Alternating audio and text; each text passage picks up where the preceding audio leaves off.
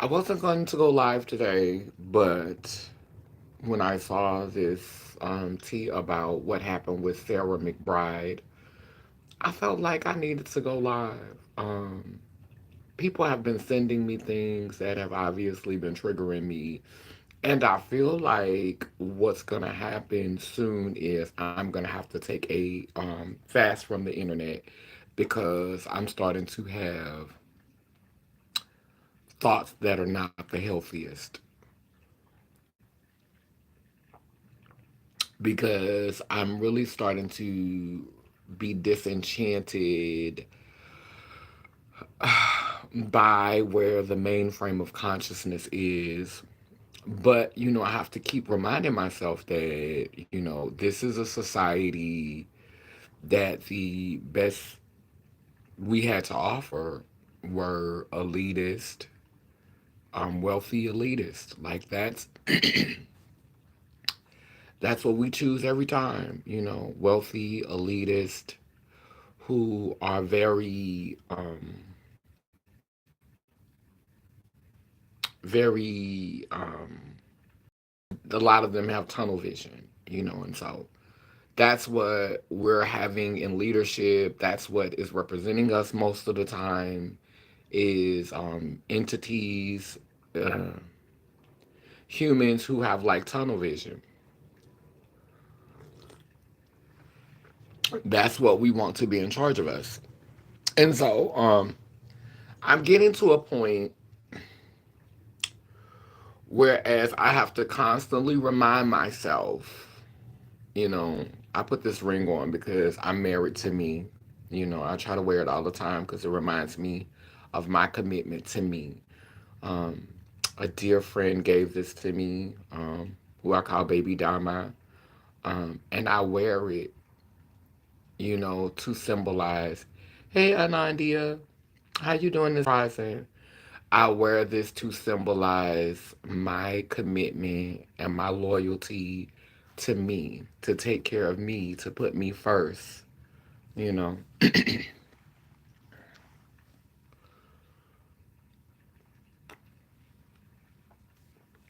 Um, yeah, I'm reviewing the Sarah McBride footage. I don't know if any of you have been watching that. I typically could try to stay in my own lane when it comes to the Caucasoid politics, the Caucasian politics.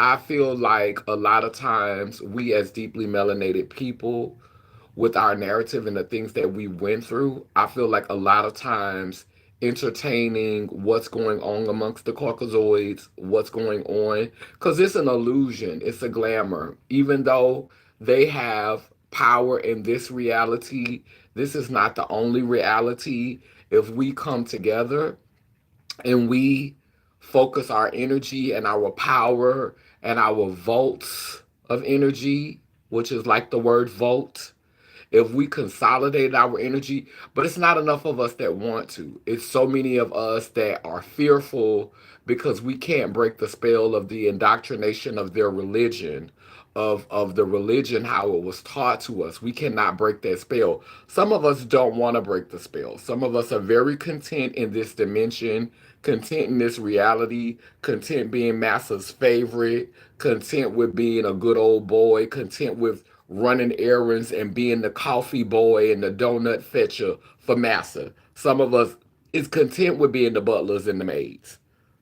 We've been bred for that for generations. That's all we knows. That's what some of us want. That's how some of us want to be 100% pure love. Hey, what's up, baby? yeah. So that's what some of us want. That's all some of us know. And so, I really try not to talk about I really try not to get too much into the politics with the Caucasian people because I, for one, feel like that's a distraction. I feel like that distracts us from healing collectively so that we can be able to better discern the Caucasians and the non and the beings who are not deeply melanated, because it's melanin in all of us. Um, I feel like we need to heal collectively so we could better discern who we are sharing space with and why we're sharing space with these people. And that's why I constantly kind of like stay on black issues. I know it seems like sometimes I'm being narrow minded, I'm having tunnel vision, I'm not talking about the world stage, because black indigenous people, people who were brought over on slave ships, people who were already here, our ancestors need to heal. And that is my ministry. That is my platform, focusing on our healing. Once we heal, once we get to a place where we could collectively unite, where we have a strong enough group amongst us that we could actually heal, where we could stop mistreating each other and discriminating against each other on the basis of sex, gender, if you're positive, if you're negative, if you're fat, if you're skinny, if you're young, if you old. Once we could get to the point to where we could stop doing all of this harmful discrimination against each other, and we could stop separating ourselves from each other because, oh, you transitioned and I didn't, I stayed a gay man, oh, you going to hell and I'm not. Once I could see more healing amongst us collectively as deeply melanated people, then I feel like I would be in a space to be able to have conversations that speak to the world stage. But for right now, I feel like a lot of this stuff is a Trojan horse that's just meant to distract us from our collective healing. So if I seem selfish and I seem like I'm constantly focusing on black issues, I'm constantly focusing on trans issues, it's because it's necessary. Somebody who I have been following for years, I found out today, I was today years old when I found out that Dan Calloway was transphobic. Do you hear me? I've bought this man books. I've been following this man for years. And today I found out that this man was transphobic. I did not know, because every video that I ever saw, he never talked about it. But today he was talking about the plane crashes, and I heard him say Decepticon. Is that a man? Is that a man? Is that a woman? Them hands is big. Them hands is big. Then he said Decepticon. Now, the part of me that is black was like, oh, okay, well, at least he's talking about a white trans person.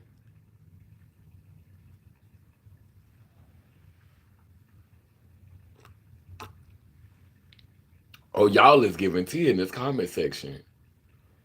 100% Pure Love said, I thought you knew. Anadia said, Dane is a big bottom. Set it on fire.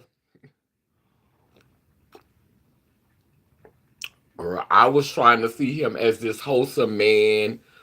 I just can't. I don't understand how you could be promoting indigenous people coming together, and you like, for you to be talking about give us our land back, and for you to be understanding, like, for you to understand how indigenous systems work. What type of Indian are you? Because it's giving pretendian.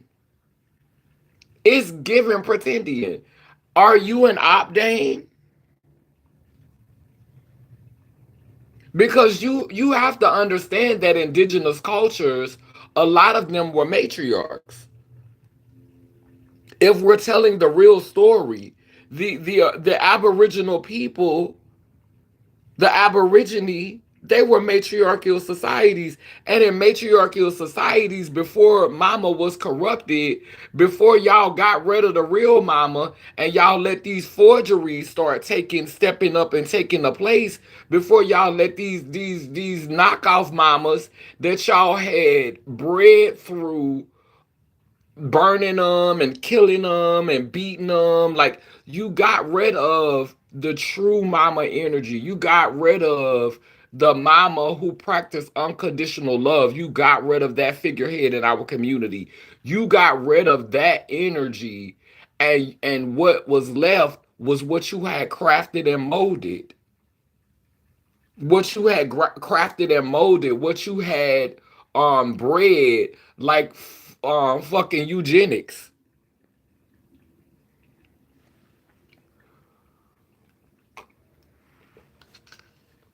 What was left was what you had bred, what you had crafted, the kind of female, the kind of woman that was gonna say, yes, sir. Yes, sir. I love my kings. He's amazing. He gets out and walks and brings home the foods and the victuals, make sure the children's fed. What was left was Florida from good times. After you finish beating her, after you finish burning them at the stake, after you finish killing her and killing her children, that's what was left. He's all the man that I ever need. He builds me up. He gives me love. What would I do without him? Because he is the truth. He is so real. I love the way that he makes me feel. That's what was left. You had beat her into submission. First, you started to turn her children against her. Because, see, a true mother draws strength from being loved, from being appreciated, from being needed, from feeling valued. See, that's where a true mother, see, a lot of you that's born with vaginas, you don't know that. But a true mother draws strength from feeling valued, needed, seen, respected, appreciated, understood. That is where the power comes from. And so what you did was turn her children against her first. And then weak, hey, Coletta, love you, baby. Then once you had took her power from her, once you turned her children against her, once you turned everybody against her, then you started to play the mind games. And the ones that still wouldn't relent, the ones that were still battling with you jumped them. You set them up. You beat them, you murdered them, you killed them. First, you got rid of their queer children. You got rid of their androgynous children. You set all them up. You beat them up. He only for the indigenous aesthetics. A big bag butch queen. Wow.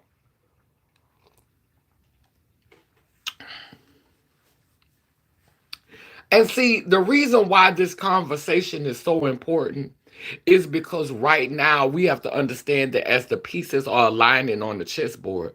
I looked at Sarah McBride, and they said that Sarah McBride, okay, so they made the law that Sarah McBride couldn't go into couldn't go into the women's bathroom. Sarah McBride said she agreed with it. She said she didn't come here to fight for trans issues.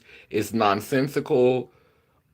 She's here to fight for the constituents of Delaware, which are more than likely being punished because they elected her. And why did they elect her? How did a trans woman get elected if it was not for a huge push from the queer community in Delaware to get you elected? So you were elected, but now you're not speaking up for trans issues because that's nonsensical.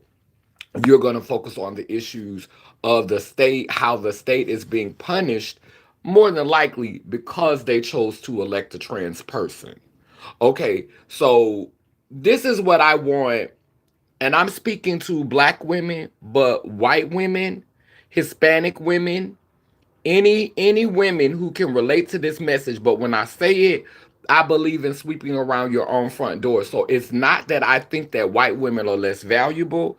It's not that I think that Hispanic women are less valuable. It's not that I think that Asian or Indian women, whatever culture you're from, it's not that I think that you're less valuable. It's that I really don't know you.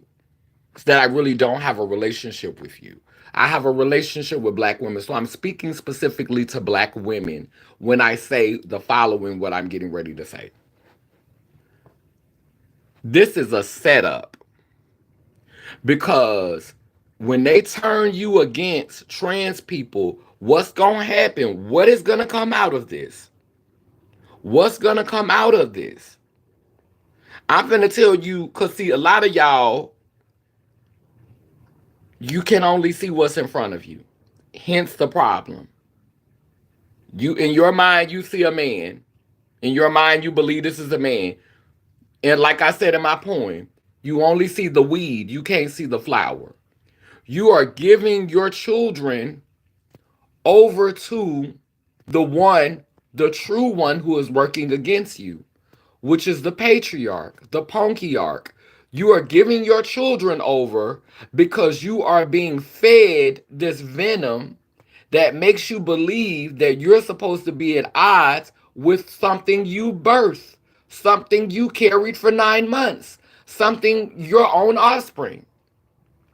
And so, guess who will be doing the bulk of the programming once you have turned the trans community completely against you?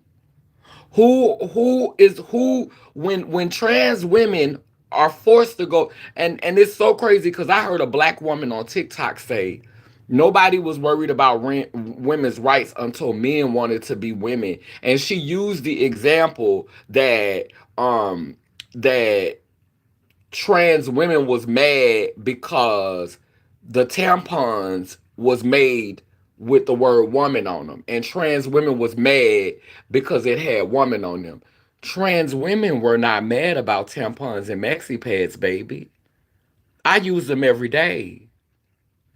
We're not mad about tampons and maxi pads. Trans men were mad because when they went in the store to buy tampons and maxi pads, they had to buy stuff with men worded on it.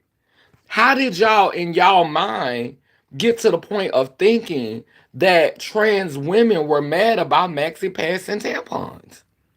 That we wanted the language to be changed. No, trans men who have cycles, who bleed, they did not want to go and buy pads and tampons. So they was like, men want to be right even when they want to be women. And there's some women who want to be men, who also want to be right. There's some females who want to be men who also want to be right.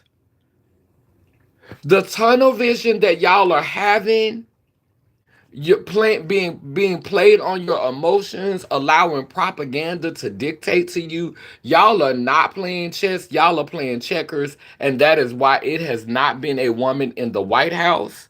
That is why we've never seen a female as the Pope. This is why none of this is happening, and it's intentionally. They will let a trans man be in that White House, and they will let a trans man become the Pope before they will let one of you women do it.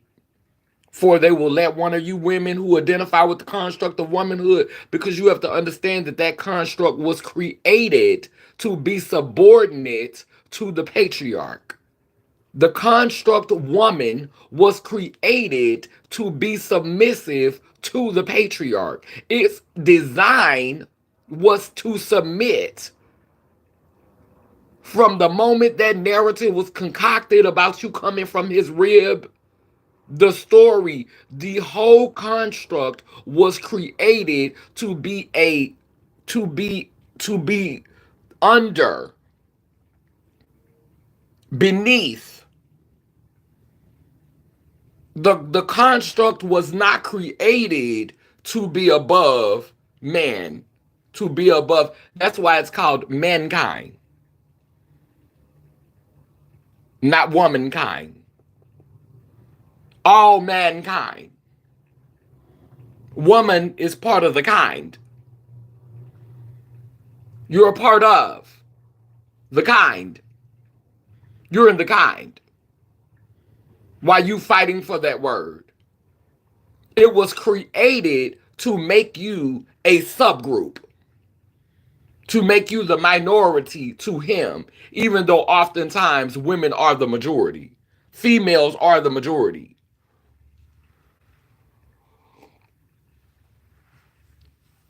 I remember one time I Googled they was killing like 60 million female babies a year in China.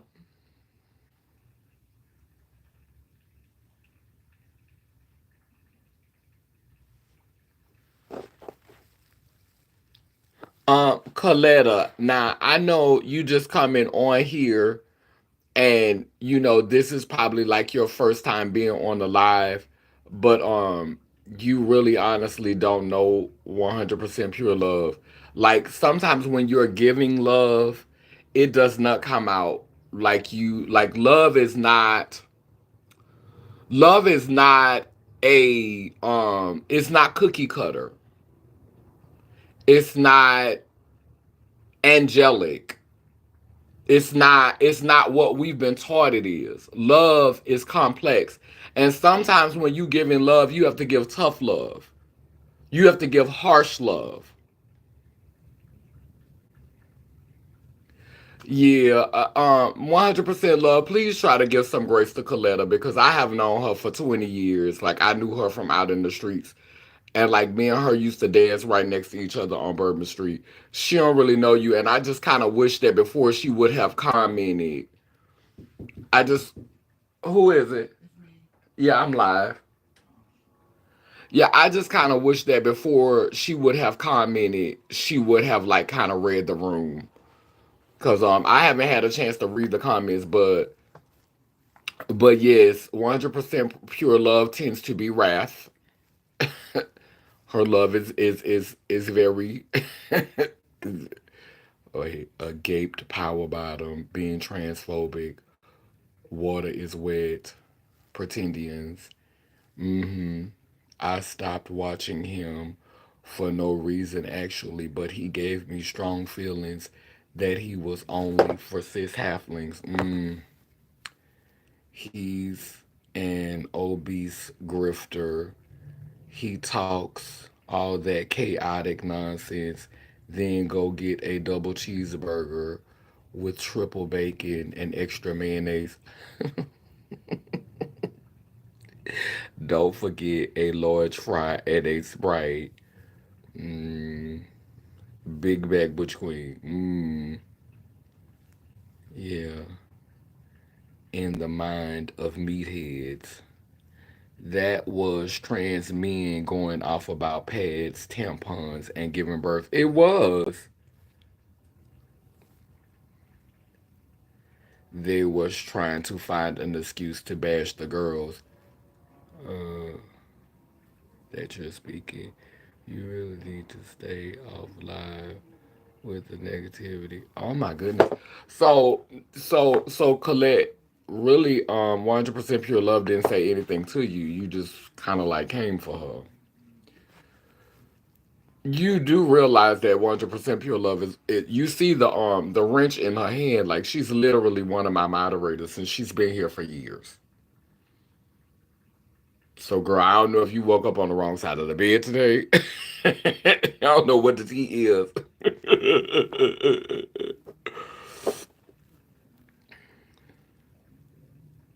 Yeah, don't call her a he either. Don't do that.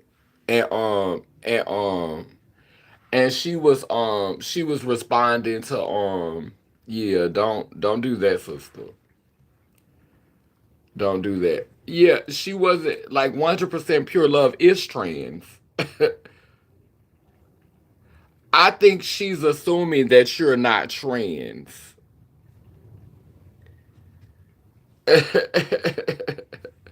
I think she was assuming that you're not trans. I don't think she knew you was trans 100% pure love. Yeah, I don't think she knew you was trans because she's not transphobic. She's not transphobic. Trust me, she's not transphobic. I don't think she knew you was trans.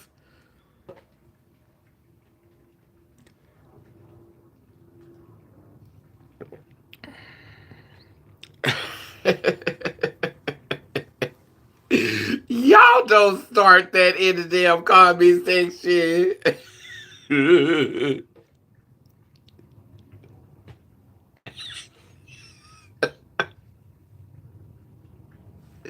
She said she was sorry 100% pure love.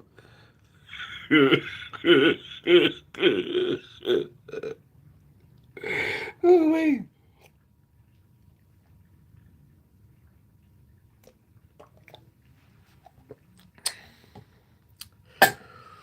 I know you're not the most gracious person. No, I'll be in New Orleans next week. Yeah, but oh my goodness. And see, this is the example of why, because Coletta is not trans. Coletta was born female. And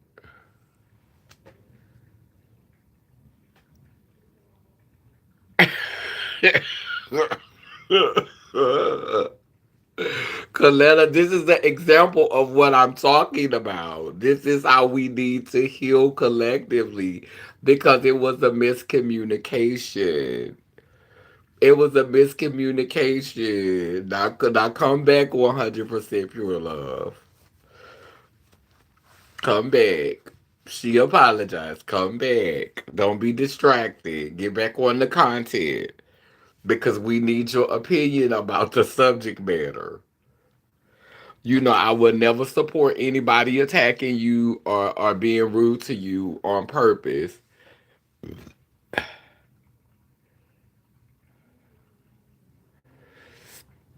Girl, but I tell you, you know, 100% pure love is a Sagittarius Coletta.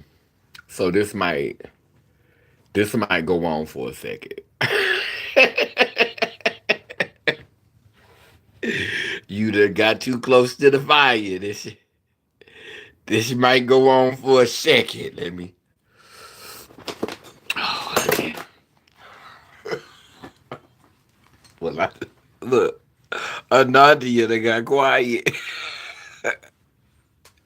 Oh yeah, you a Capricorn, huh? Oh, what you a Taurus?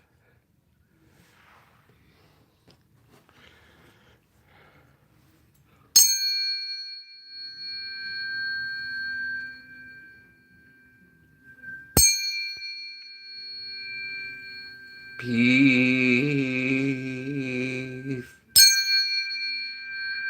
peace. Now, can I get back to topic, or are we finna? Is we gonna get back on the topic of um Sarah McBride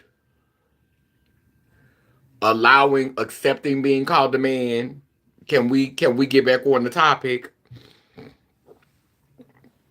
And Anandia, did you leave? Can we get back on the topic of Sarah McBride? Sarah McBride accepting being called a man, saying that she want to work with people across the aisle. Now, I watched a trans woman finally admit, a Caucasian trans woman finally admit that liberation for trans people is not going to come from this system. Like she admitted that black people that other groups have always known that liberation wasn't going to come from this system. But as a white trans person, she's finally willing to admit, finally a white trans person has said that our liberation is gonna not gonna come from this system. And this is a very famous YouTube blogger. I'm gonna share her video later. I might tag it in the comments. But she finally said that our liberation now, even the white trans people know. And it's so crazy that black people still trying to uphold this system, but even now the white trans people are saying that our liberation is not going to come from this system. But yet and still, you have raccoons, you have the Lulus, the Lulamays, Looney Loons out here upholding the Ponkiarchy and justifying the whiteification.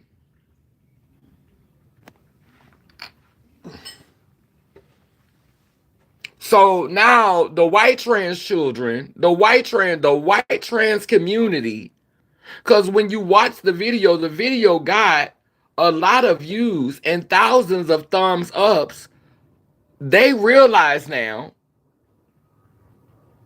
that their liberation is not going to come through this system. This is something I've been trying to tell these This is something that I've been trying to tell my deeply melanated siblings for years. I'm triggered, so y'all have to excuse me because I realize you get more flies with honey than you do with vinegar. So I can't call y'all raccoons and expect for y'all to listen to me or expect for y'all to understand where I'm coming from. So I really do. I apologize for calling you raccoons. I shouldn't call you coons. Even when it's coonish like behavior. Even when it's coonish like behavior.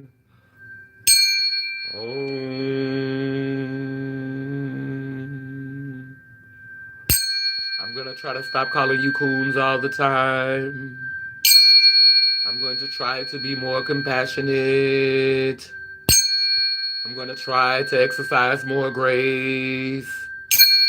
Even though the white people is telling y'all now that our liberation isn't going to come from this system, now that they are saying it matters and it finally sinks in for you, what I'm not going to call you coons.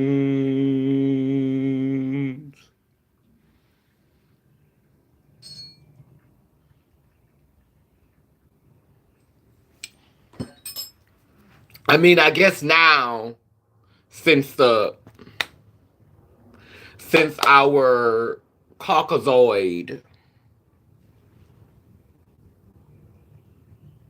since our lightly melanated siblings are telling you, y'all will listen. Maybe y'all will listen now. Maybe I need to paint my face white and say it. Then maybe you'll listen. And see, this is something I don't have a problem with. I don't have a problem with white people in blackface. Because I get in whiteface all the time. I'm not bothered by some of the things that black people want to be bothered by. Like when y'all be bothered by some of the stuff that white people do, it reveals how invested you are in their lives, in their music, in their art, in their storytelling. Like y'all constantly calling out white people for being Zionist. Y'all constantly calling out white people for being racist. Y'all constantly calling out white people for being colorist, for being elitist. Y'all constantly calling out. It only reveals how invested you are in their system, how invested you are in their art, their storytelling, their institutions. It's really more revealing of you when you constantly feel the need to call out white people. It shows just how in proximity you are to them. Because the first conversation we should always be having as black people who are invested in in our liberation, in our healing, and our collective evolution and our growth, we should always be focusing on working together to look at each other, to see what's going on with us, instead of allowing all of these Trojan horses. Thank you, Mika.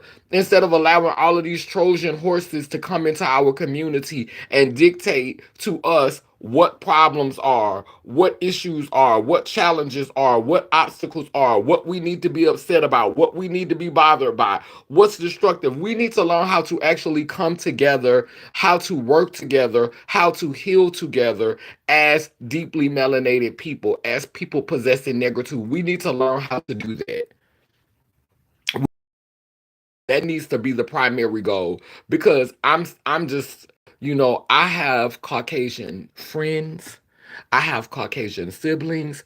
I even have one Caucasian in my life who I call my son. So I literally have Caucasian people in my life who I love and care about. There are very few, very scarce, not that many. So I could count them on one hand. I could count them on one hand. I could count them on one hand. And they know you ain't finna play with me. Stop playing with a riot. You're not about to play with me. I'ma respect you, and you gonna respect me. I'm not finna get around you and blame you for everything. I'm not finna try to give you white guilt. But I'm also not finna pretend like your ancestors ain't had nothing to do. Like my complaint with most Caucasian people is I see a lot of Caucasian people as cowardice. They have the courage to stand up to minorities, but not really to each other. It's like a bully in school. Most bullies in school are cowards because you won't stand up to the real problem. The daddy who's at home probably beating your ass, your racist grandfather who's probably teaching you a whole bunch of toxic shit. But you'll come to school and you'll bully a minority. You'll come to school and you'll let out that negativity, and because it's supported by institutions, you get through that safely. That to me is cowardice behavior. That's a coward. When you don't have the problem to confront the source that is causing you to bully minorities. Whenever you see someone picking on a minority, whenever you see someone picking on someone who is at a disadvantage, someone who is vulnerable, I lack respect for you because you are a bully. You are a coward. And so, more than anger, I feel pity. Bless your heart. So when I am with a Caucasian person in a isolated incident, I am able to have grace for them because a lot of times compassion takes over. Because if you are legit trying to be in my face, you already know I'm a person that's going to play the whole tape. And so if you have the bandwidth to be in my presence and to really take these words, because I don't cut no corners with my own people. I don't cut no corners with black trans people. I don't cut no corners with myself. I don't cut no corners with black cis people. I don't cut no corners with female, male, dog, cat, whoever you are, you going to get this work. You going to get this everlasting work. And so if you are a non-melanated or a Caucasian person that has the capacity to be able to hear me and to be able to hear how I put it down and how it come out of my mouth, then of course I'm gonna have grace for you, because a lot of Caucasians can't handle it. They can't be too close to the fire. It hurt too much because they have been programmed to be homophobic. They've been programmed to be racist. They've been programmed to openly disassociate themselves from anything that might affect their proximity to power. All the isms and the phobias. They're initially programmed to have disdain from it. A lot of them are brought up in very strict, devout religions. Baptist, Catholic, Mormon.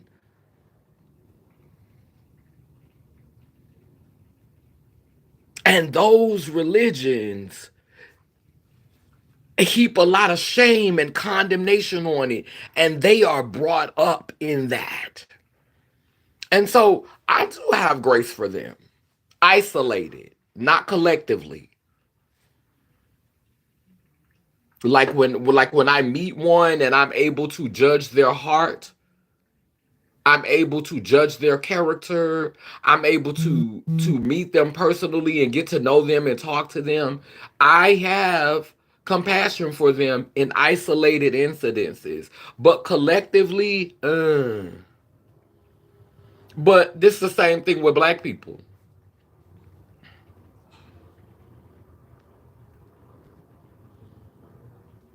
Isolated. Cause wisdom has taught me that all skin folk ain't kin folk. Every black person is not rooting for me.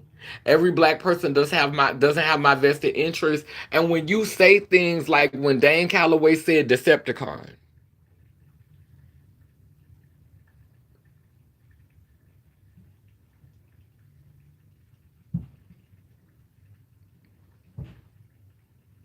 when Dane Calloway said Decepticon, that showed who he was. And so now we're finding that these black men who are in proximity to power, in proximity to being next in line when the chips fall and it's time for somebody else to grab power, because you know when one dynasty falls, whoever's in closest proximity, they get to grab the throne. It creates a power vacuum. So who's ever next in line, they get to grab the throne. And so a lot of black men are positioning themselves to catch that baton when it fall. To catch that when it fall. When it fall out of the when it fall out of the this tribe's hand, they're positioning themselves to grab that baton. But we're seeing a lot of the same hateful rhetoric towards people who do not align with colonialism. People who do not align with the binary, people who do not align with white supremacy. We see a lot of these same black men who are putting themselves in position, to be in proximity to power and to snatch that power, and having these mammies and these Delulumes standing beside them. Having these black womb bearing women, these females who were born with this capacity, having them around them.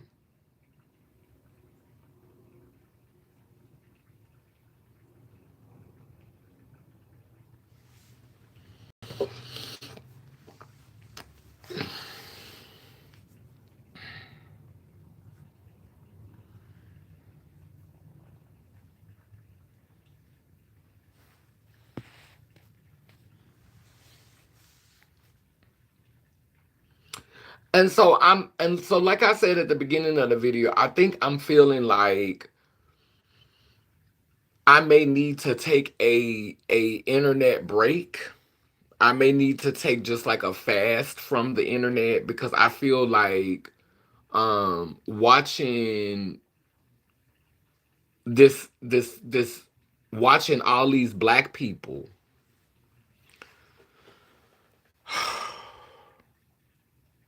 this has been so hard for me. And you know, I'm finna bring up VS Icon name again today in this video. And this is not me dragging for VS Icon.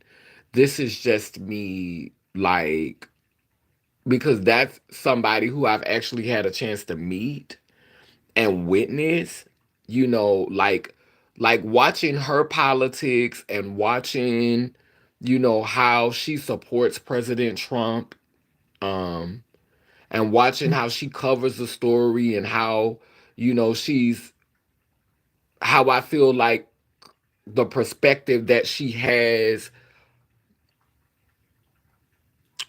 justifies a lot of Trump's actions. Like watching her do that, watching her stand 10 toes down as a black woman, you know, as a black woman, um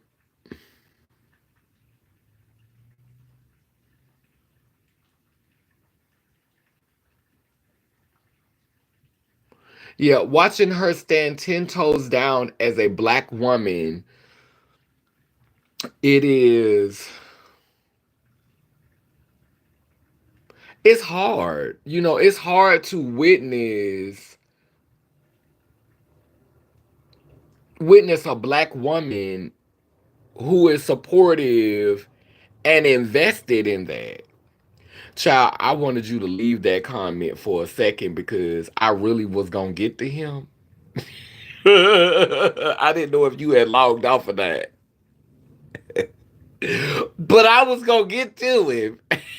I was gonna get to him. I was taking my time. I was gonna get to that ass though. Uh because now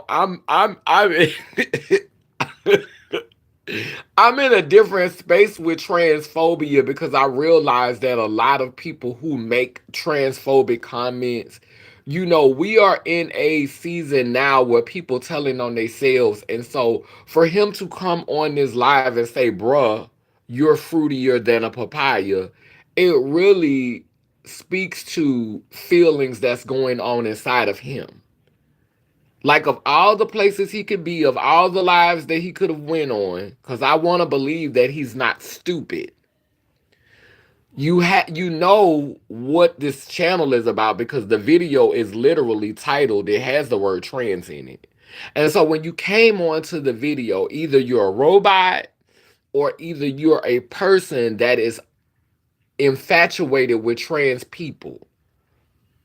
You're infatuated with transness, and your infatuation with transness speaks to a deep seated issue within yourself that you are not working on. A lot of these people who are infatuated and consumed by transness, trying to understand why we choose this life, or why we're like this, or why we cut it off, or why we have these surgeries, or why you won't just be a man.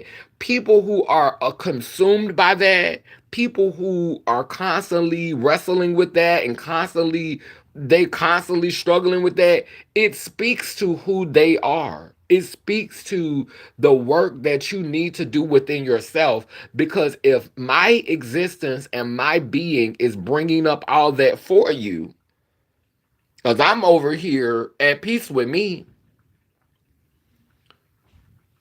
I'm over here at peace with me.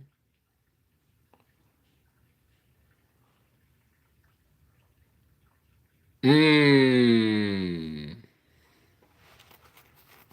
Mmm. I'm over here at peace with me.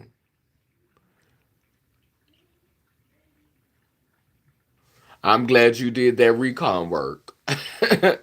I'm over here. I mean, I'm telling you, I'm at peace with me. Um, I've accepted who I am. I accepted who I was a long time ago. And I love me so much.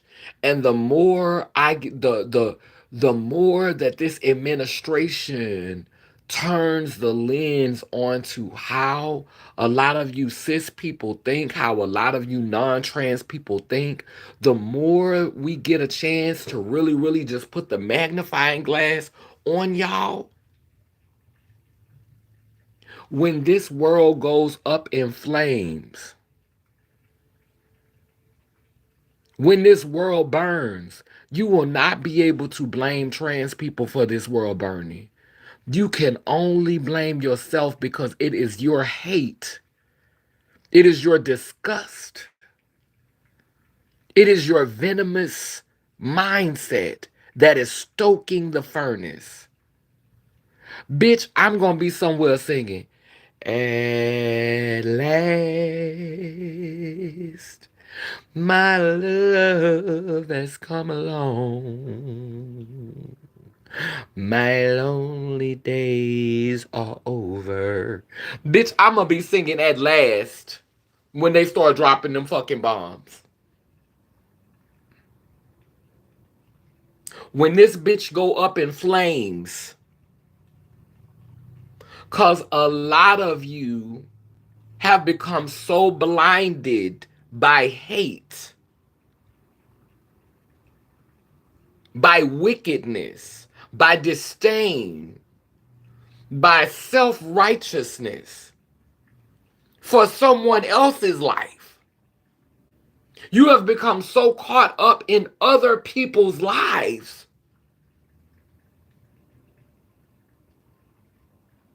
Hmm. These halflings are trying to carry. You have become so caught up in other people's lives. You have become so caught up in other people's issues and other people's challenges. You can't even look in the mirror. You can't even recognize how you're playing a part, how you are the problem. You can't see the forest for the trees.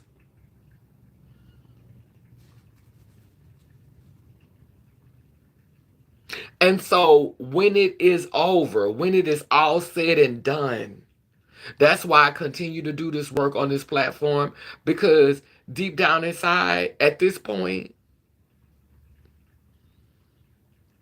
I don't see any redemption. I don't see redemption. I don't see redemption for this. I don't see redemption for the human species. I think that it's going to take a huge amount of sacrifice for some of us within this species for us to be able to create a portal or a wormhole or another dimension that in that reality we will be another species.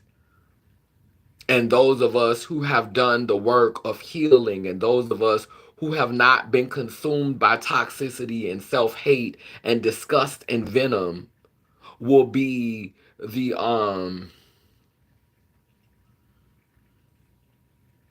the tribe and the village that will lead the way into that generation.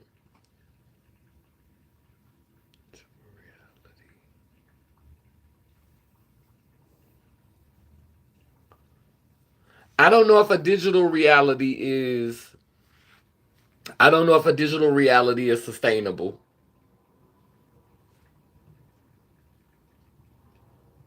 Yeah, and I think that that is gonna be a digital reality is gonna be for people who are trying to hold on to this reality. You talking about having our consciousness uploaded into a video game? That, like, having our consciousness uploaded into the Matrix, like literally just the consciousness, and having like avatars inside of a digital reality. I think that that's probably gonna be what some of the people who stay here, like virtual reality. Yeah, I definitely think that's gonna be something that is gonna be given to. I think that this may be a virtual reality already for some some higher level deities. Like we may already be in a video game. We may already be in a digital reality. But I'm not gonna say that that's not possible for some people. But that's definitely not. I haven't really been able to physically, like wholeheartedly, like I've seen glimpses. I've had visions of another reality, and I've painted them. I've talked about them on live. So I've visualized and seen glimpses of the next reality, but they don't go beyond they don't go beyond the initial creation of the reality, the recreation of the plane, the recreation of the reality, and and then it kind of like stops there. I don't get a chance to really see how that reality will function, what the laws will be, how the reality will run, how the reality will be governed. I don't really get a chance to see that in there. Let me see something. Where is my tablet? Digital reality is gonna be like a psychological dimension.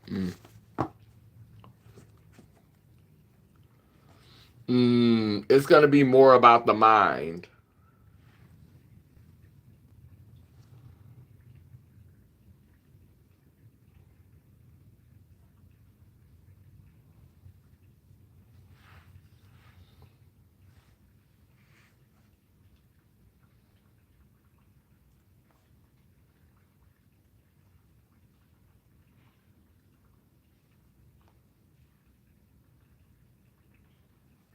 AI metaverse. I definitely think we're gonna get a chance to experience that.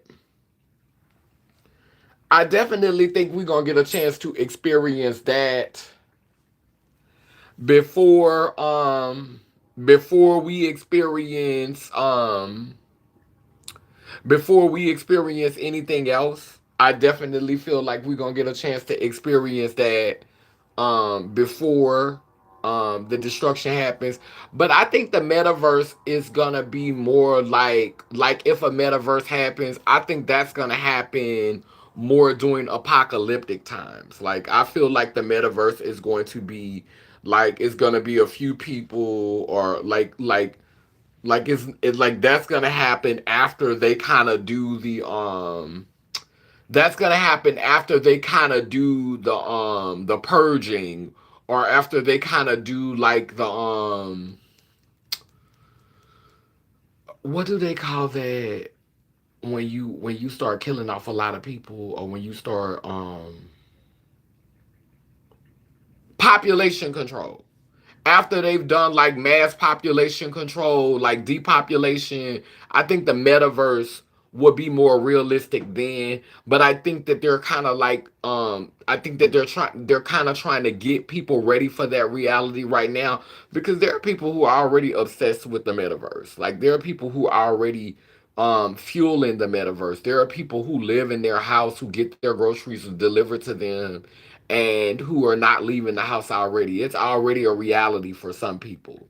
And so when they start doing the purging, you know, those people those people are gonna be inside the house.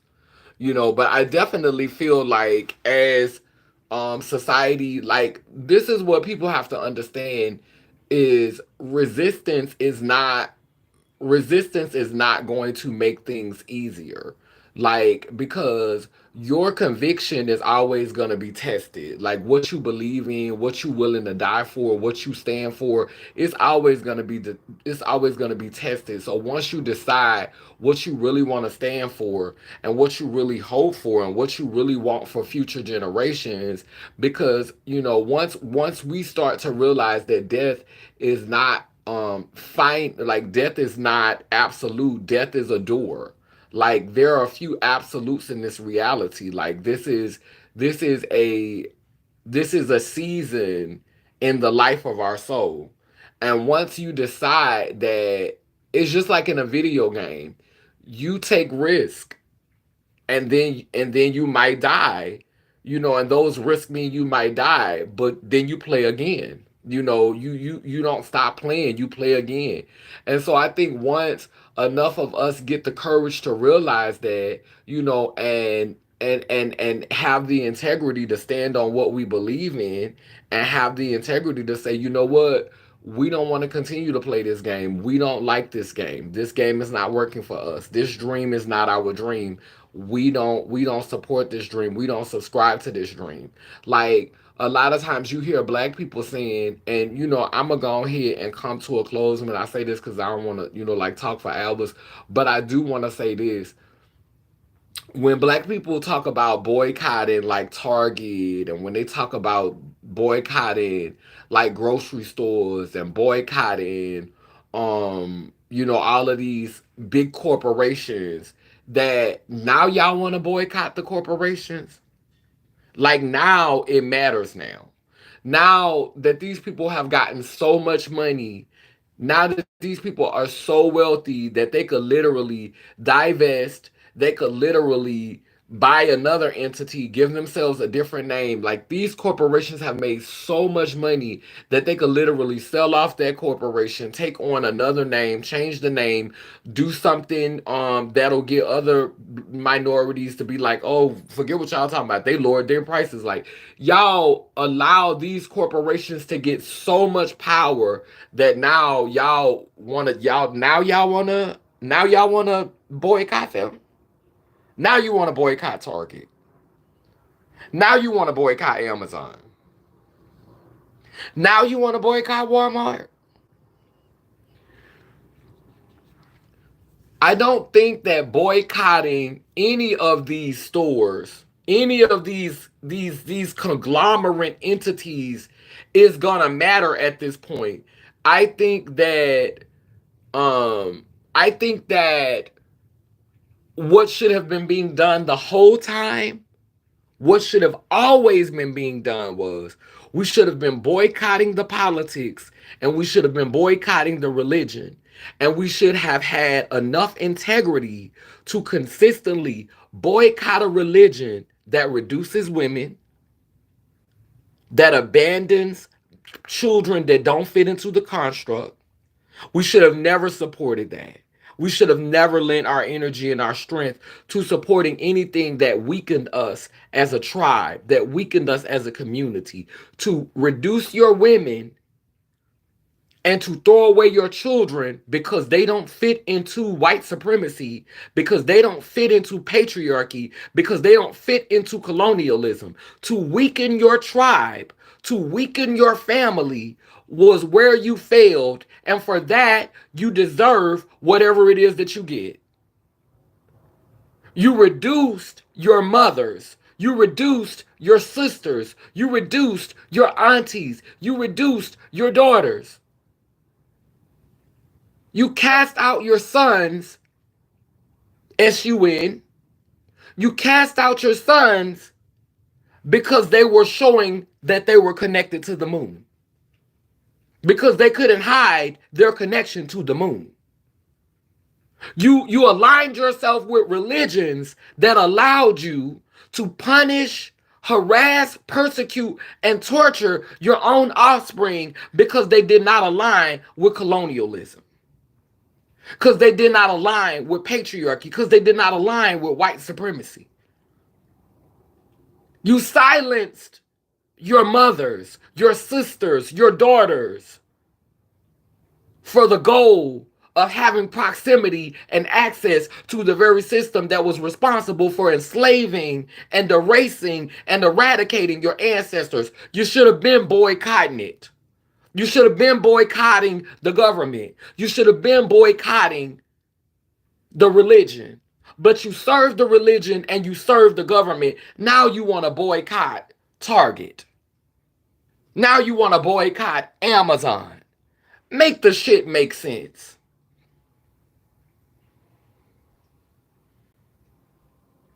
The damage has been done.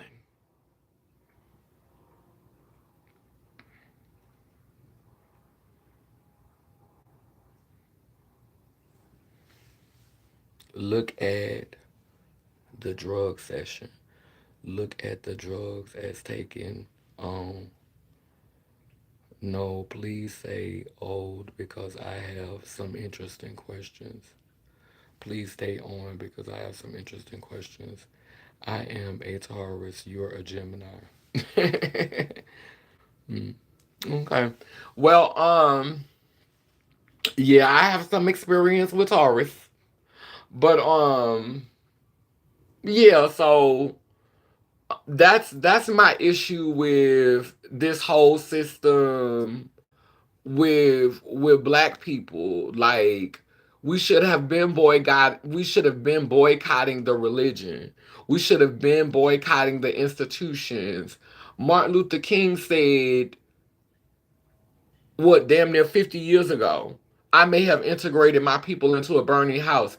So when Martin Luther King got killed, when Medgar Evers got killed, when when Malcolm X got killed, when when the black girl who refused to sit down first I can't think of her name right now, when y'all shoved her out the way, and and y'all had to find Rosa Parks to take her place, and when Asada Shakur had to flee the country for her safety, all of those things weren't signs enough that perhaps the religion and the government were failing us.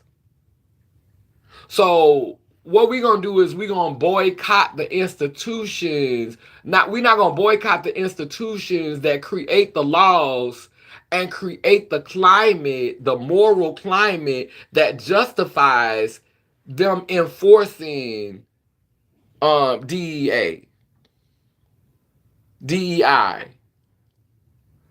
Um we're not gonna come for the source.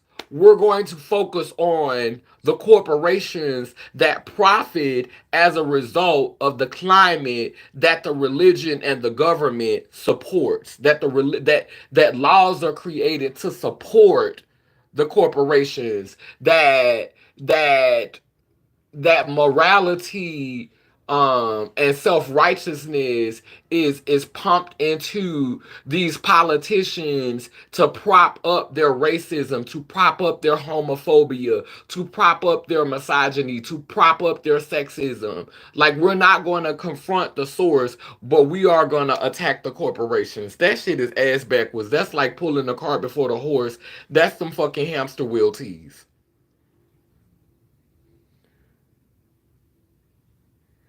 Do you think internet is the new drug? Oh, yeah, definitely.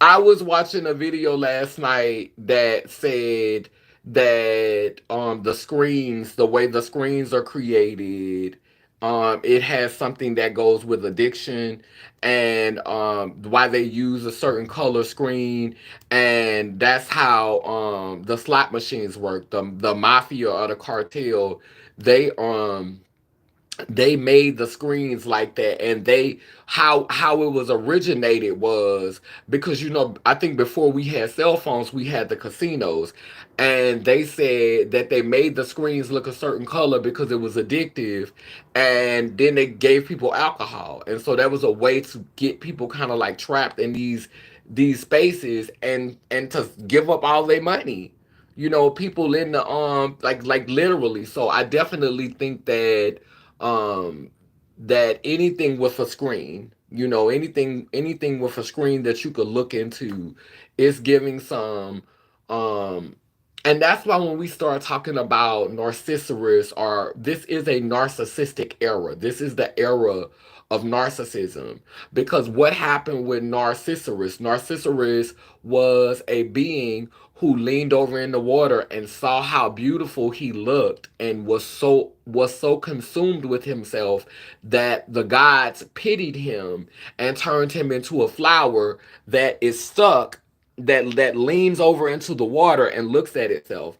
And so I think that this is part of the connection to us, and interfacing with, these tablets and these iPhones and these Android computers, and the television and all of that. It's a modern day Narcissus story acting out. We're looking at ourselves in these mirrors, and we're being, caught up in them. And if we don't realize it, and if we're not aware of it, then we don't have balance, and we become consumed by that reality. What do you think about the age of Aquarius? Well, I think that this is an amazing time. This is a time when constructs are being broken down. This is a time where, we're learning the truth about ourselves. This is a time where we're learning where we're more alike than we're different. This is a time where we're learning that, source is both. This is a time where I feel, and I personally just have faith in my heart and my soul and my mind and my spirit, that this is a time where we realize that source is black and white. That's why I say gray ones. That source is male and female. which is the blue and the red or the blue and the pink. That's why we say gray ones and purple ones. We're realizing that the light and the dark is connected. We're realizing that the masculine and the feminine is connected. We're realizing that they're all the same things. And I think that those empowered, the only way that they can maintain that power is by maintaining the illusion of division, maintaining this idea that we are not interconnected, that we are polarities, like this idea that men are from Mars and women are from Venus, when really legit we all come from source, and source was around before Mars or Venus, and we all come from that. Yeah, true, we might have stopped off, some of us, like it's literally just how we're bred and how we're cultivated. Like a lot of indoctrination happens to us as children. Like when I was growing up, I could remember when the grooming started when I got in school. They separated us. They separated, if you were born male and female. I was separated in the kindergarten. I was separated in the first grade, and these are crucial times in your life. Kindergarten 5, that's a crucial time. You know, um, that's when you really, really start to retain information. That's when you really, really start to remember. Like that's like literally, I can't remember anything under the age of 4. Like my first memory started at 5, and at 5, I was being divided from females. So that is a primary memory that I remember. The One of my first memories is being divided from females, being us on this side and us on that side. And of course, I played on the girl side anyway, regardless. I was defiant. I played with my cousins. I wanted to be around my cousin because I knew her. So, I was defiant and I played on the girl side anyway. But that's one of my primary memories. That's one of the primary things I remember, was being then in the first grade. They did it again. And so these are the first 2 years that I actually remember. There are children who remember 4 and 3 and 2 and 1. I don't remember anything under the age of 5. 4, 3, 2, 1. People tell me stories about things that I did and things that I said and how I acted, but I can't recall anything under the age of 5.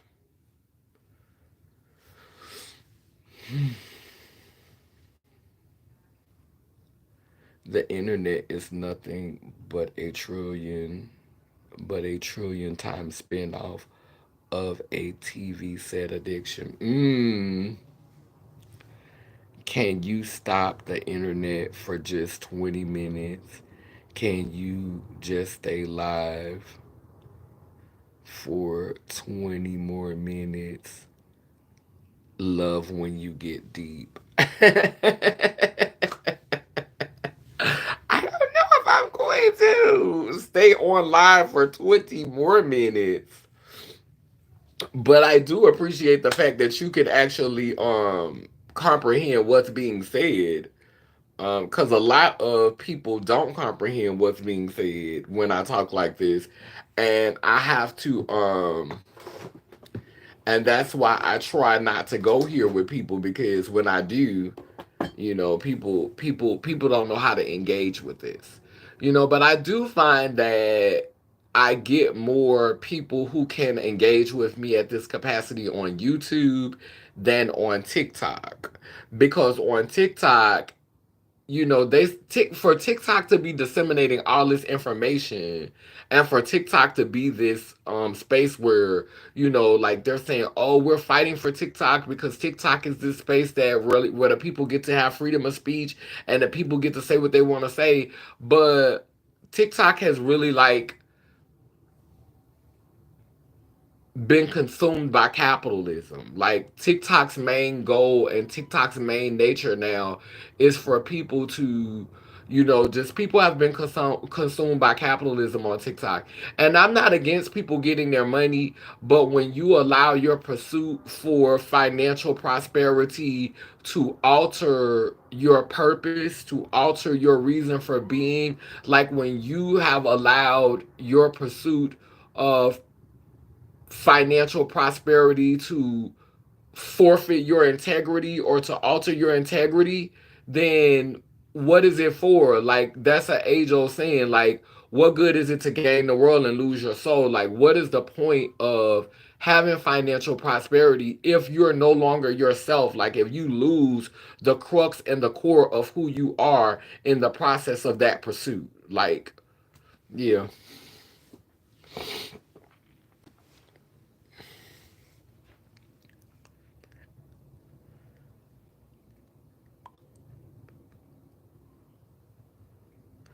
I wish they could make a sub and call the middle for gender, but that's fantasy. So you feel like we should have a third gender? Is that what you're saying?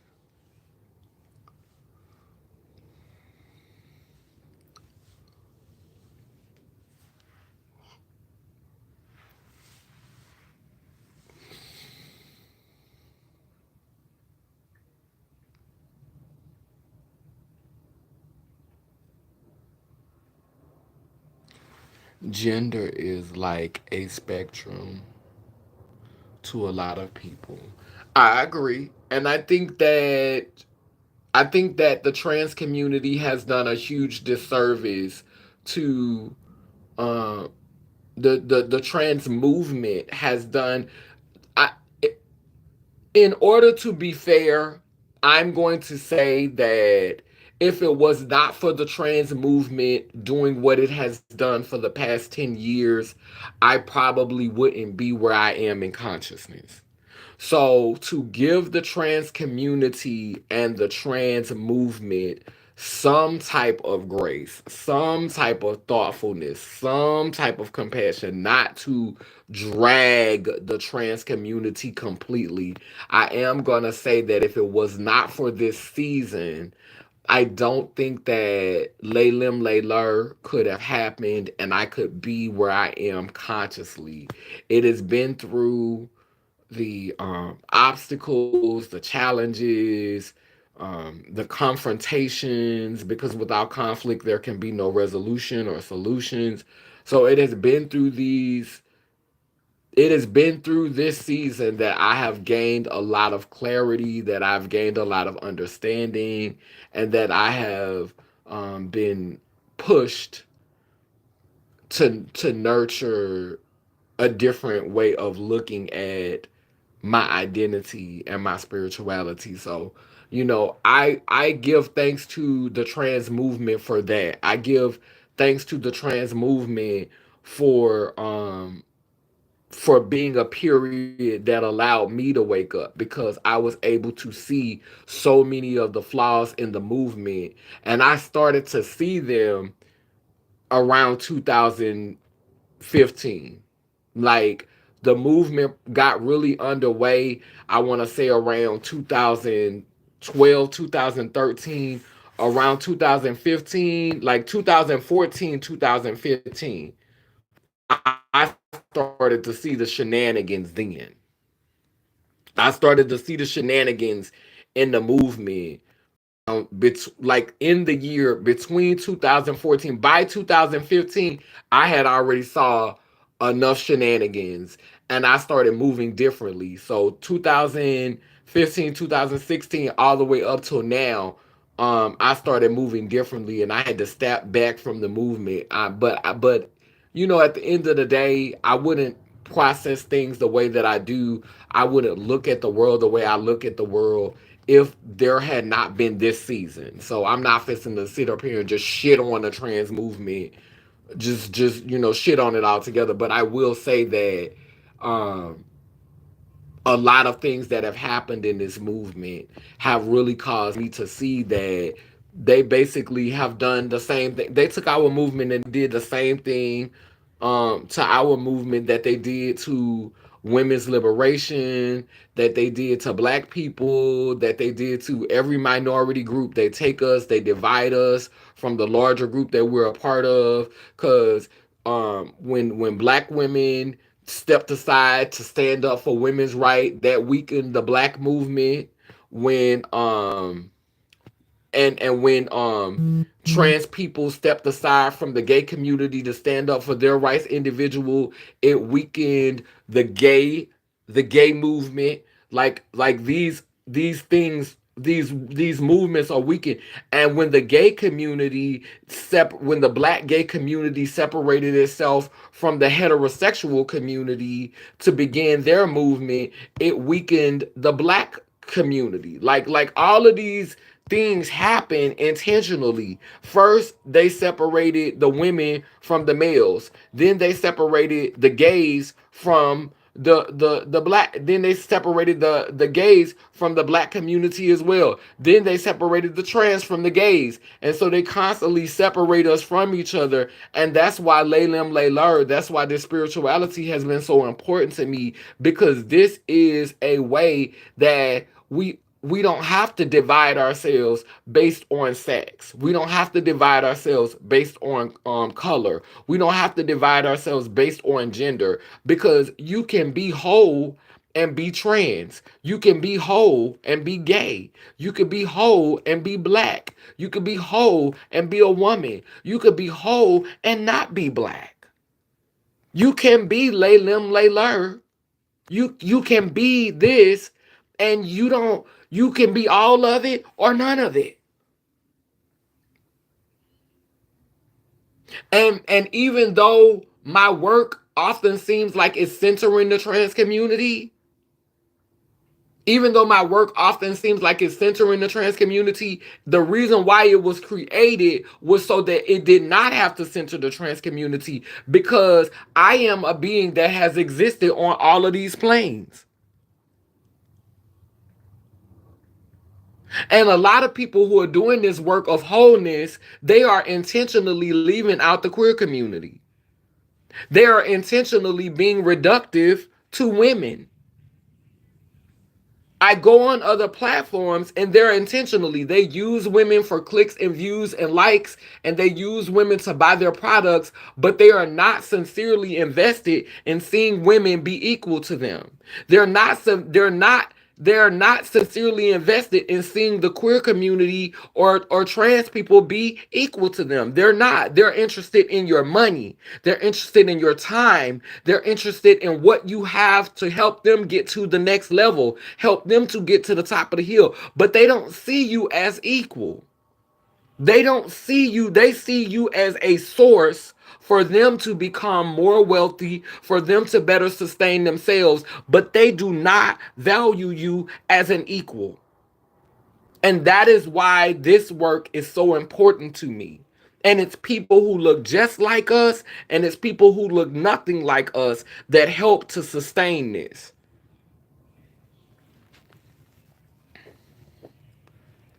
Like, for instance, look at red, white, and blue on a flag.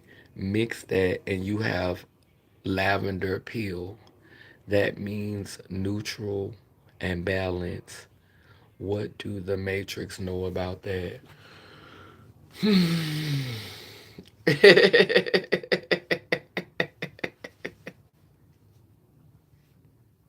Hey, come on now. The Matrix don't know nothing about that. They're not gonna talk about that. I learned something new. I didn't know that. Lavender. So lavender is like another form of gray. That's why you add the white. Okay, okay. Okay, so do I need to start saying lavender ones rise? Like, do we need to move away from purple? Is we lavender ones now? Look. Yeah, because lavender is a form of purple though. Like, come on, Neil. Because if you add that gray with that purple, you gonna get that lavender, especially if it's a light gray. Sure are. Thank you. Yes, the investment isn't sincere. Yeah, the investment isn't sincere. Like, they're not. They're not like a lot of these people on this internet. They're not invested. They're it's not about elevation. It's not about collective elevation. It is not about, you can tell this. A lot of people are have given over to their narcissism because we are in a visual society. All you got to do is get in front of this camera and look halfway decent and parakeet some shit that is trending that you know most people going to agree with, cuz most of us collectively are caught in an echo chamber. So if you get on live, you get in front of a camera and you look halfway decent and you say what the consensus is saying, and understand that the consensus is being directed. Just like last year, we had black celebrities promoting therapy. We had black celebrities telling us to go to therapy. But what does therapy even look like for a people who have been, whose ancestry has been colonized, whose ancestry has been raped or graped, whose ancestry has been, who is suffering from PTSD? Like, who's being equipped, who's being taught to help us to navigate all of those feelings? What if our trauma is that we need a different nation, we need a different society, we can't be a part of this society, we can't be a part of this community, we actually need to start fostering our own societies and communities? How are therapists helping you to prepare for that? How are therapists helping you to do that work? Like, they're telling us to get into therapy. It almost sounds like a suggestion of going to the sunken place. It almost sounds like, and you have to understand that we've seen a lot of our black um theater people, a lot of our some of our black elitist theater people, our artists, they have really been giving us that narrative of the sunken place. Like, they've really been, that sunken place narrative has been being highlighted amongst us for so long. And then y'all start talking about therapy and y'all literally just told us about the sunken place.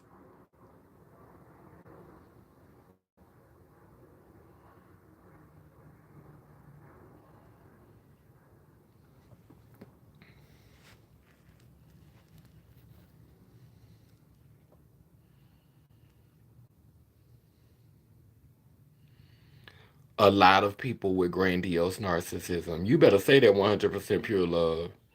Therapy without acknowledging the global system will just make the psychosis worse. Mm. You better say that. And how many therapists are prepared to really dive into that? Because a lot of times when we see examples of therapy, it's talking about therapists being able to give you advice on white supremacy. But what about when you want to heal collectively and you want to talk about how black people a lot of times are being groomed to step over one another, to compete with one another, to reduce one another, to ostracize one another? Like, when you're already 13% of the population and you're being pitted against this small group that you belong to.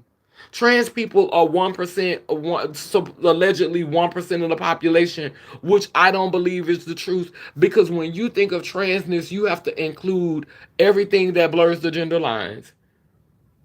But when you put us in a patriarchal society, people who are trying to thrive in a patriarchal society are not going to take ownership of that. They're not ready to stand 10 toes down for that, because they have fell under the spell and the delusion that they are inferior because they are queer. Oh, if I be honest and say, this is wrong and I shouldn't be doing this, then maybe Father God, King Jesus the Lord will forgive me. I'm trying to do wrong right. I've been there. I've been that person. I've been that person. I'm trying to do wrong right. Maybe I'll be forgiven. And it's a lot of black people who have internalized, even though they will never admit it, they've internalized an inferiority towards Caucasian people. And so if they perform, if they dress and look and act and speak just like they're expected to speak, then then that shows God's, the Father's protection and support and the advancements over their life. Look at what God did for me. No, baby, look at how you changed yourself to be accepted by these people. Look at how you assimilated. It was a God, but it wasn't the creator that's blessing you. It wasn't the Alpha and the Omega, the beginning and the end. It's the God of this reality. It's a demigod, boo. It's not that one. The Lord, who is lording over your head, that you will assimilate. You will blend in. You will fit in. You will do what you're told if you want to prosper on this plane. And that's on period, poo.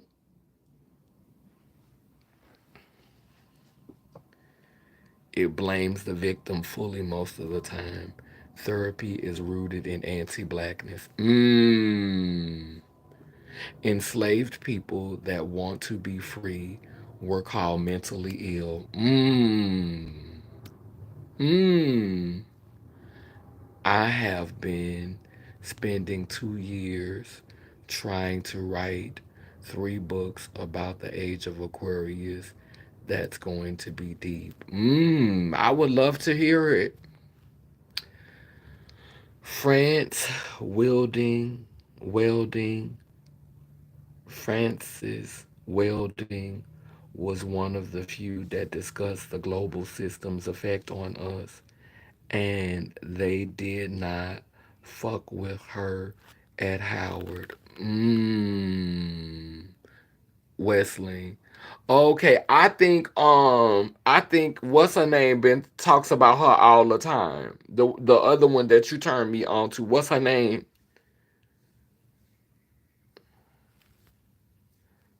The ISIS papers changed my life. Mmm. I gotta read the ISIS papers. I hate the status, but sometimes you got to love people from afar. But Frances had her own psychosis. Everyone does. IMO. Um, 100% same. Completely changed my trajectory. Vicky, yes, Vicky.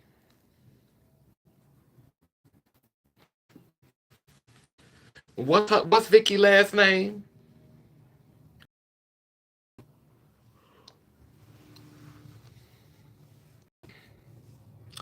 Francis, you gotta send me some stuff on Francis. I think you have before, but send it to me again.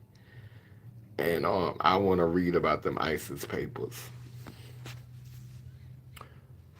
I want to read about them ISIS papers.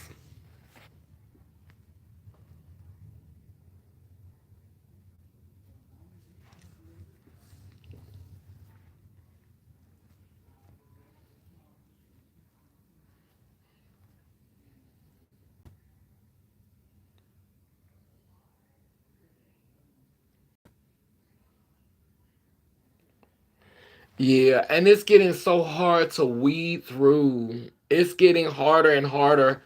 And that's why I said I'm not gonna take a break yet cuz I'm going to New Orleans for I'm going to New Orleans for Carnival.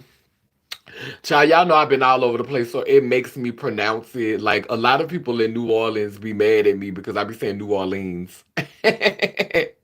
But I've been around so many colonizers, and I've been in plays and productions, and they love saying New Orleans, and you learn what the word means and all of that. But when you're from New Orleans, you don't say New Orleans. You say New Orleans, or you say um um or you say NOLA, but you say New Orleans. You don't say New Orleans. And so when I say New Orleans, my sister get mad at me. My sister, like everybody get mad at me. Why you saying it like that? But I have lived in New York. I have done plays where we were singing and the colonizer was around me saying New Orleans and I think somebody even came out with a song. It was like New Orleans, New Orleans, but it was like that way of saying is stuck in my head. But people who are from there, like people who look like this and not like this, do not say New Orleans. They say New Orleans. So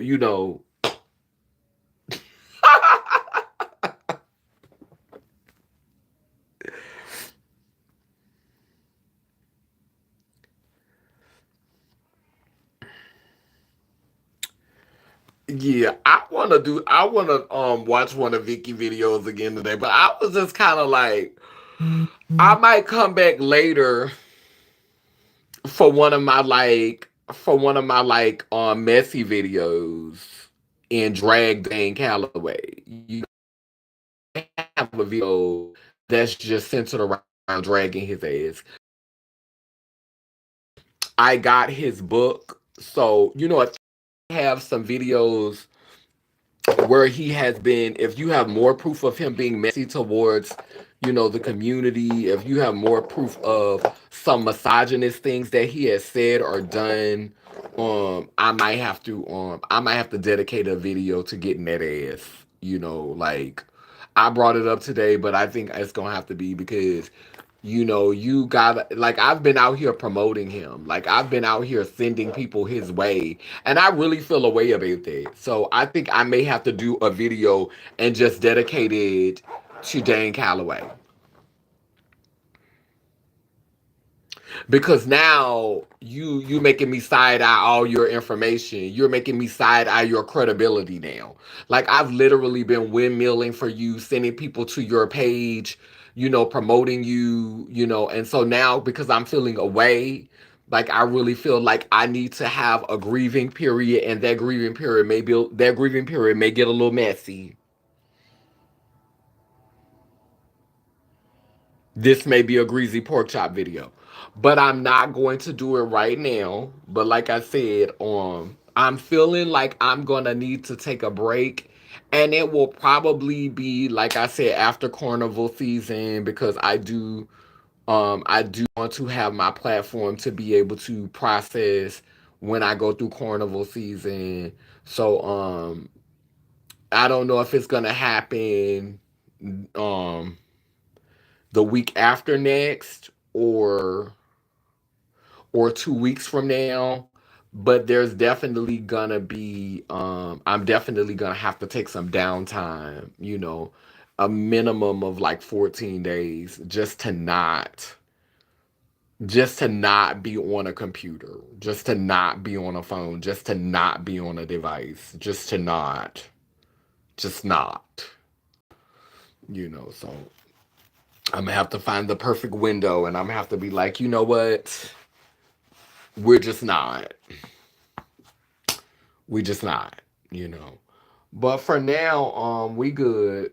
We good. I'm fixing to get ready to burn my candle, cause I gotta go check and see what's going on out here and get ready to get up off of here.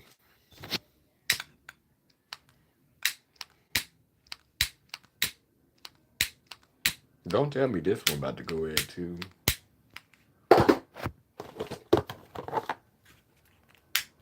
Okay, that one gone.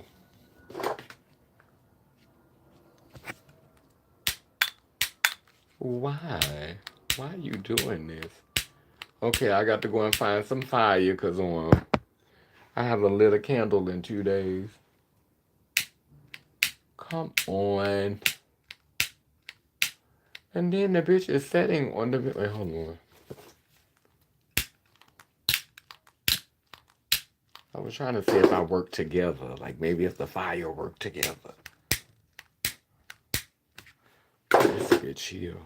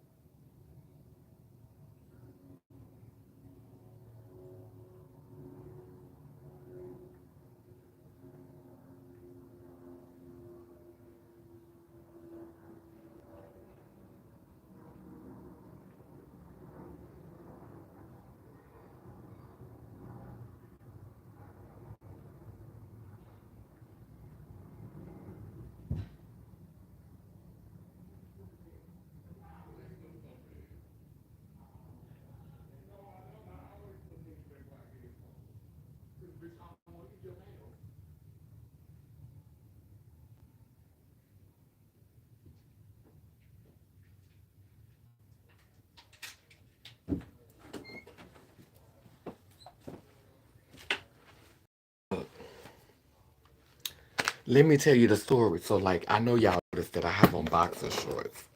Now, under the boxer shorts, I have on panties. Bitch, that's some trend shit, ain't it? To have on male boxers and to have on girl panties. That's some wholeness, ain't it? But these boxers was for my husband, so I like to wear them because they remind me of him.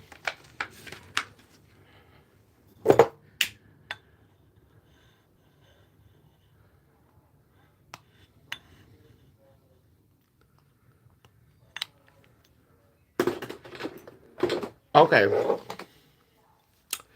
so the candle is lit. This candle is to acknowledge. Um, this candle is to acknowledge the ancestors who have come, the ancestors who are here, and the ancestors who will come.